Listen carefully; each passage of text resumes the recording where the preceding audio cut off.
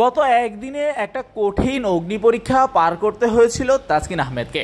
তার বিরুদ্ধে অ্যালিগেশন ছিল এবং এর পরবর্তীতে সেটা থেকে তিনি অবশ্য রেহাইও পেয়েছিলেন।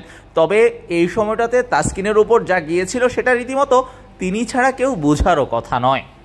কোনো কিছু সত্য কিংবা মিথ্যা যাচাইয়ের আগেই তাকে নিয়ে সমালোচনাও শুরু হয়ে গিয়েছিল। তবে তাসকিনকে পরদিনই দেখা গেল মাঠে মিরপুরের হোম অফ ক্রিকেটে। বাইরে তখন গুড়ি গুড়ি বৃষ্টি, আর তখনই তাসকিনের দেখা মিরপুরের হোম অফ ক্রিকেটে।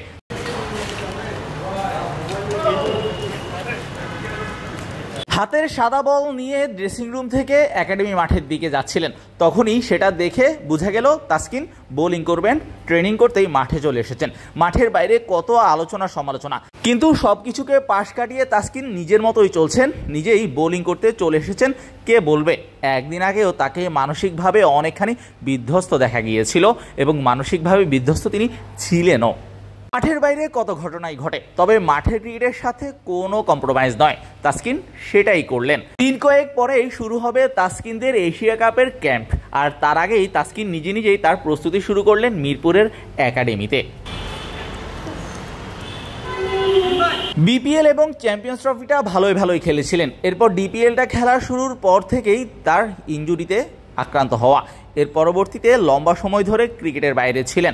মাঠে নিয়মিত আসতেন, রিহ্যাব করতেন, আস্তে আস্তে নিজের বোলিংয়ের উন্নতিটাও করেছেন, ফিটনেসটা ঠিক করেছেন।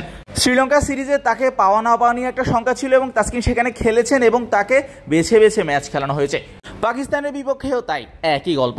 প্রথম ম্যাচ খেলেছেন, এরপর দ্বিতীয় ম্যাচে রেস্ট, আবার তৃতীয় ম্যাচ খেলেছেন।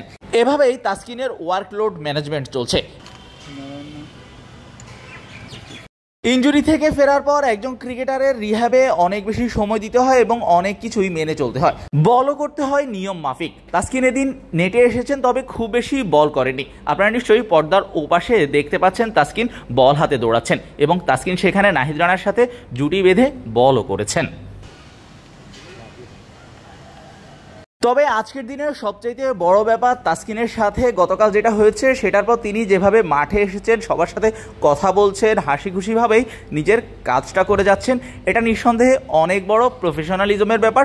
তার চাইতেও বড় ব্যাপার তাসকিন তার মেন্টাল স্ট্রেংথ কেমন সেটা দেখিয়েছেন। মাঠে চলে এসেছেন, খুব কম ক্রিকেটারের পক্ষেই এমনভাবে ঘুরে দাঁড়ানো সম্ভব।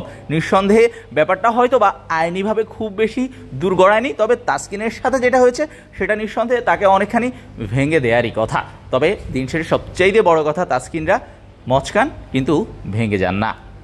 দিন শেষে ক্রিকেটার তিনি, তার সবচাইতে বড় কাজ পারফর্ম করা এবং ক্রিকেটে ফোকাস রাখা, সেটাই তাসকিন করে চলেছেন। শাহরিয়ার শাওন, মিডফিল্ড।